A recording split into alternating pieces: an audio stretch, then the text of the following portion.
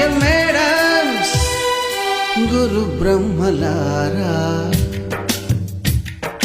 ఎక్కడో పుట్టి ఎక్కడో పెరిగి ఇక్కడే కలిశాము చదువులమ్మ చెట్టు నీడలో.